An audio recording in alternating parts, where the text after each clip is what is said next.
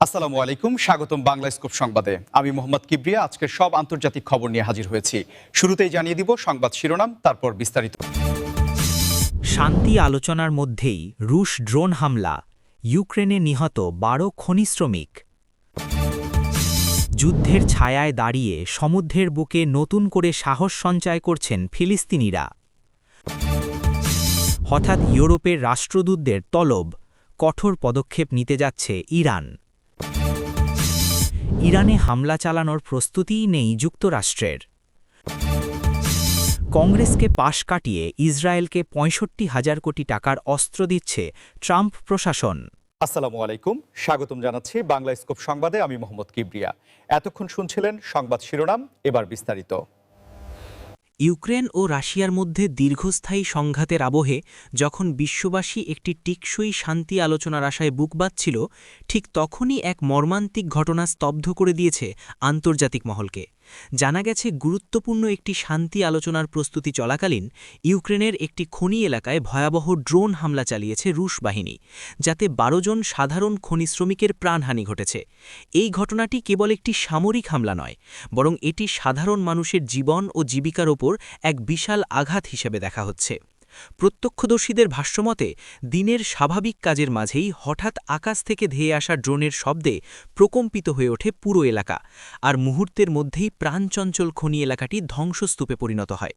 উদ্ধারকর্মীরা জানিয়েছেন, ধ্বংসস্তূপের নিচে আরও অনেকে আটকা পড়ে থাকতে পারেন, ফলে নিহতের সংখ্যা বাড়ার আশঙ্কা উড়িয়ে দেওয়া যাচ্ছে না। এমন এক সময়ে এই হামলা চালানো হলো যখন উভয় পক্ষের প্রতিনিধিরা আলোচনার টেবিলে বসার প্রাথমিক প্রস্তুতি নিচ্ছিলেন, যা এখন গভীর অনিশ্চয়তার মুখে পড়েছে। আপনারা যারা আমাদের এই নিউজ নিয়মিত দেখেন, তারা জানেন যে সাধারণ মানুষের জীবন নিয়ে এই যে ছিনিমিনি খেলা, তা কতটা বেদনাদায়ক হতে পারে। এই বিষয়ে আপনাদের কোনো বিশেষ মতামত থাকলে অবশ্যই কমেন্ট বক্সে জানাবেন, এবং এই গুরুত্বপূর্ণ খবরটি সবার কাছে পৌঁছে দিতে ভিডিওটিতে একটি লাইক দিয়ে আমাদের সাথে থাকুন। আসলে এই হামলার টাইমিং নিয়ে অনেক বিশ্লেষক প্রশ্ন তুলছেন যে রাশিয়ার পক্ষ থেকে কি তবে শান্তির কোনো সদিচ্ছা নেই, নাকি এটি কোনো কৌশলগত চাপ সৃষ্টির চেষ্টা। ইউক্রেন সরকার এই ঘটনাকে একটি অত্যন্ত অমানবিক এবং যুদ্ধাপরাধের শামিল বলে অভিহিত করেছে। আন্তর্জাতিক মানবাধিকার সংস্থাগুলোও এই বেসামরিক লক্ষ্যবস্তুতে হামলার তীব্র নিন্দা জানিয়েছে। খনি শ্রমিকরা, যারা মাটির গভীর থেকে সম্পদ আহরণ করে নিজেদের পরিবার চালায়, তাদের এভাবে যুদ্ধের শিকারে পরিণত হওয়া সত্যিই মেনে নেওয়া কঠিন। স্থানীয়রা বলছেন, যুদ্ধের এই ভয়াবহতা তাদের দৈনন্দিন জীবনকে বিষিয়ে তুলছে, কিন্তু বেঁচে থাকার লড়াইয়ে তারা তবুও অবিচল। যুদ্ধের দীর্ঘ ছায়া আর ধ্বংসস্তূপের মাঝেও মানুষের বেঁচে থাকার যে অদম্য ইচ্ছা, তার এক অনন্য উদাহরণ হয়ে দাঁড়িয়েছে ফিলিস্তিনের সাধারণ মানুষ। অবরুদ্ধ গাজা উপত্যকায় যখন একের পর এক বোমাবর্ষণ আর সংঘাত দৈনন্দিন জীবনের অংশ হয়ে দাঁড়িয়েছে, তখন সমুদ্রের বিশাল জলরাশি যেন তাদের কাছে হয়ে উঠেছে আশার নতুন বাতিঘর। ফিলিস্তিনিরা এখন সাগরের বুকে নতুন করে সাহস সঞ্চয় করছেন, যেখানে জেলেরা নীলেদের জীবন বাজি রেখে উত্তাল সমুদ্রে যাচ্ছেন মাছ ধরতে, যাতে ক্ষুধার্ত মানুষের মুখে দুমুঠো অন্ন তুলে দেওয়া যায়। এই দৃশ্য কেবল জীবিকা নির্বাহের নয়, বরং এটি এক প্রকারের প্রতিবাদ, ধ্বংসের মুখে দাঁড়িয়েও জীবনের গান গাওয়ার প্রতিবাদ। সমুদ্রের পাড়ে ছোট ছোট শিশুরা যখন ধ্বংসস্তূপ থেকে দূরে এসে খেলাধুলা করে বা সাগরের নোনা জলে পা ভেজায়, তখন মনে হয় যেন যুদ্ধের বিভীষিকা মুহূর্তের জন্য হলেও থমকে দাঁড়িয়েছে। স্থানীয় সাংবাদিকরা বলছেন, ফিলিস্তিনিদের কাছে এই সমুদ্র এখন কেবল জলরাশি নয়, এটি তাদের স্বাধীনতার প্রতীক এবং মানসিক প্রশান্তির একমাত্র জায়গা। আপনারা কি কখনো ভেবেছেন, চারদিকে যখন মৃত্যুর হাতছানি, তখন সমুদ্র কিভাবে মানুষের মনে এত বড় সাহস জোগাতে পারে? আপনাদের চিন্তাভাবনা আমাদের কমেন্ট সেকশনে শেয়ার করুন। ফিলিস্তিনিদের এই টিকে থাকার লড়াই বিশ্বজুড়ে কোটি কোটি মানুষকে অনুপ্রাণিত করছে। তারা আমাদের দেখাচ্ছেন যে প্রতিকূলতা যত বড়ই হোক না কেন, যদি মনের জোর থাকে, তবে মানুষ যে কোনো পরিস্থিতিতে ঘুরে দাঁড়াতে পারে। তবে এই সাহসী পদক্ষেপের মাঝেও ঝুঁকি কিন্তু কম নয়। প্রায়ই সমুদ্র সীমায় নিষেধাজ্ঞার মুখে পড়তে হয় তাদের। অনেক সময় সাধারণ জেলেদের উপর অনাকাঙ্ক্ষিত হামলার ঘটনাও ঘটে, তবুও তারা হার মানছেন না। এই সাহসিকতার গল্পগুলো আমাদের চোখে আঙ্গুল দিয়ে দেখিয়ে দেয় যে মানবিকতা এবং আত্মবিশ্বাসী হল পৃথিবীর সবচেয়ে বড় শক্তি।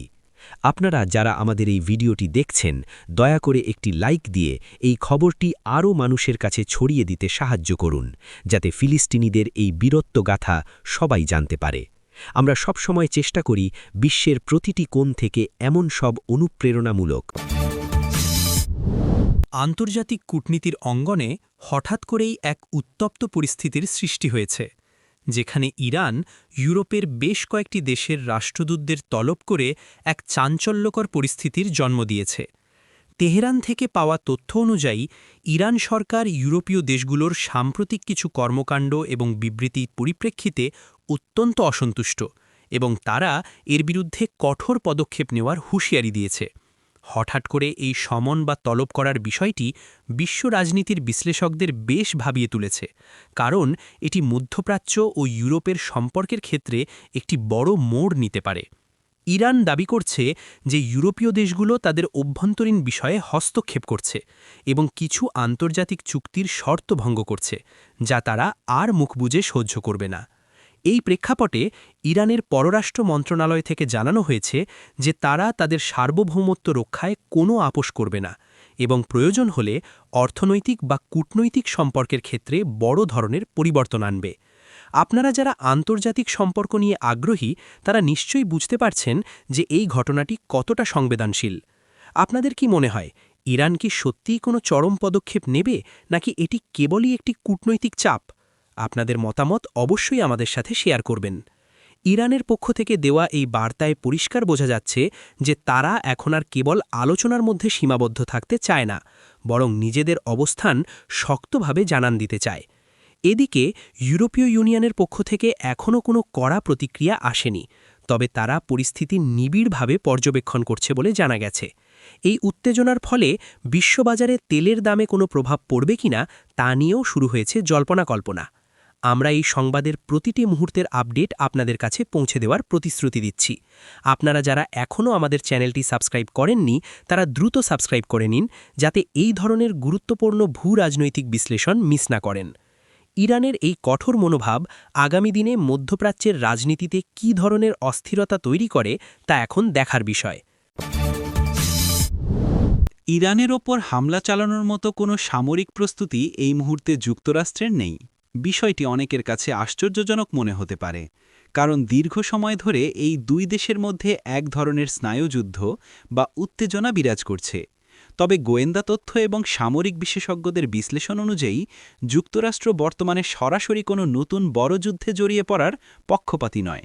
ওয়াশিংটনের নীতি নির্ধারকরা এখন অভ্যন্তরীণ রাজনীতি এবং বিশ্ব অর্থনীতির স্থিতিশীলতার ওপর বেশি গুরুত্ব দিচ্ছেন।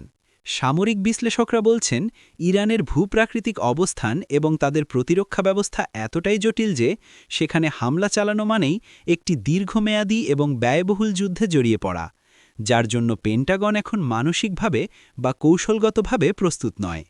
এর পরিবর্তে যুক্তরাষ্ট্র কূটনৈতিক চাপ, অর্থনৈতিক নিষেধাজ্ঞা এবং মিত্রদের মাধ্যমে ইরানকে নিয়ন্ত্রণের কৌশল বেছে নিয়েছে। আপনারা কি মনে করেন, যুক্তরাষ্ট্রের এই সিদ্ধান্ত সঠিক, নাকি এটি তাদের দুর্বলতার প্রকাশ? আপনাদের চিন্তাধারা আমাদের কমেন্টে লিখে জানান। আসলে বর্তমান বিশ্বে যুদ্ধের চেয়ে অর্থনৈতিক প্রভাব বেশি গুরুত্বপূর্ণ হয়ে দাঁড়িয়েছে, আর জো বাইডেন প্রশাসন হয়তো সেই পথেই হাঁটছে।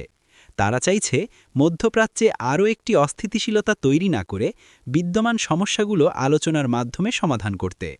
তবে ইসরায়েলের মতো মিত্রদেশগুলোর চাপ যুক্তরাষ্ট্রের ওপর সবসময়ই থাকে, কিন্তু সার্বিক প্রেক্ষাপট বিবেচনায় হোয়াইট হাউস এখন বেশ সতর্ক। এই খবরের ফলে মধ্যপ্রাচ্যের অনেক দেশ স্বস্তির নিঃশ্বাস ফেললেও ইরানের পক্ষ থেকে সবসময়ই সতর্ক অবস্থান বজায় রাখা হচ্ছে। আমেরিকার অভ্যন্তরীণ রাজনীতিতে এক বড় ধরনের আলোড়ন সৃষ্টি হয়েছে যখন জানা গেল যে ডোনাল্ড ট্রাম্পের প্রশাসন কংগ্রেসের সরাসরি অনুমোদন বা প্রচলিত নিয়মগুলোকে একপাশে সরিয়ে রেখে ইসরায়েলকে প্রায় ৬৪,০০০ কোটি টাকার সমপরিমাণ অত্যাধুনিক অস্ত্র দেওয়ার চূড়ান্ত সিদ্ধান্ত নিয়েছে।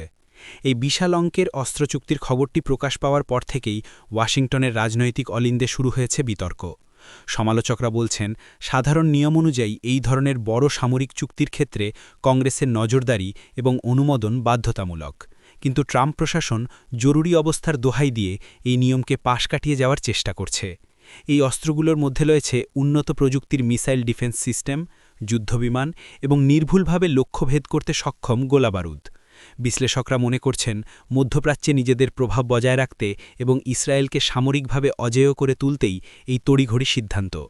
আপনারা যারা মার্কিন রাজনীতি নিয়মিত ফলো করেন তারা জানেন যে ট্রাম্প সবসময়ই ইসরায়েলের প্রতি তার অকুণ্ঠ সমর্থন দেখিয়ে এসেছেন, কিন্তু এবার কংগ্রেসকে এড়িয়ে যাওয়ার এই পদক্ষেপটি আইনি জটিলতা তৈরি করতে পারে। আপনাদের কি মনে হয়, ট্রাম্পের এই সিদ্ধান্ত মধ্যপ্রাচ্যে কি শান্তি আনবে নাকি সংঘাতের গতি আরও বাড়িয়ে দেবে? অবশ্যই আপনার মূল্যবান মন্তব্য আমাদের জানান। এই চুক্তির ফলে কেবল আঞ্চলিক রাজনীতি নয়, বরং আমেরিকার অভ্যন্তরীণ গণতন্ত্রের ভারসাম্য নিয়েও প্রশ্ন উঠছে। ডেমোক্র্যাটরা ইতোমধ্যেই এই পদক্ষেপের তীব্র বিরোধিতা করেছেন এবং তারা আইনি ব্যবস্থা নেওয়ার হুমকি দিচ্ছেন। অন্যদিকে ট্রাম্পের সমর্থকরা বলছেন মিত্রদেশের নিরাপত্তা নিশ্চিত করা আমেরিকার জাতীয় স্বার্থের জন্যই প্রয়োজন।